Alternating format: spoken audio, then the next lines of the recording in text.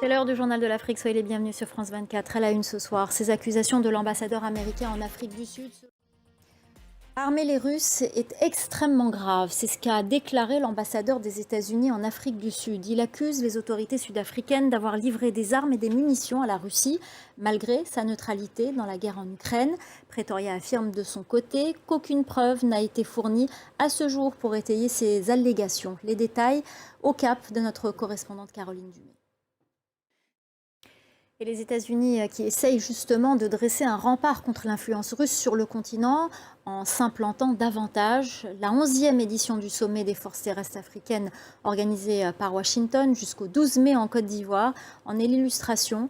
Le thème cette année, relever les défis sécuritaires grâce au partenariat civil américain. Sadia Mandjo, notre correspondante à Abidjan, nous en dit plus. 2 jours après la fusillade qui a fait 5 morts à Djerba en Tunisie, parmi lesquels des fidèles juifs venus faire le pèlerinage de la Riba, notre envoyé spécial sur l'île est allé à la rencontre de la communauté juive et a recueilli les témoignages des fidèles présents lors de l'attaque. Reportage de Lilia Blaise et Hamdi Tlili. En Guinée, les jours se suivent mais ne se ressemblent pas. Après une nuit de violence à Conakry, les militaires au pouvoir ont libéré dans la nuit 3 figures de la société civile. Cette libération était l'une des principales revendications des forces vives de Guinée.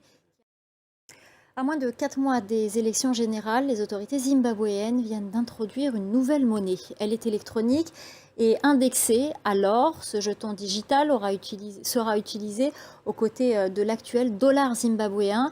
Il est censé aider l'économie du pays à lutter contre l'hyperinflation et la volatilité monétaire. Cet objectif est-il atteignable? On en parle tout de suite avec notre rédacteur en chef Stéphane Ballong. Bonsoir Stéphane. Bonsoir Myriam. Alors tout d'abord, qu'est-ce que c'est que cette monnaie introduite au Zimbabwe? C'est un jeton digital. Merci beaucoup Stéphane pour ce décryptage. On suivra évidemment l'évolution de ce jeton digital introduit au Zimbabwe. Merci beaucoup. On part à présent au Somaliland, pays non reconnu par la communauté internationale. Depuis février, un conflit ensanglante la ville de Lassando. Un clan à la tête de la région souhaite quitter le Somaliland pour rejoindre la Fédération de Somalie et former un nouvel État autonome. Depuis cette annonce, des combats opposant milices et armées somalilandaises,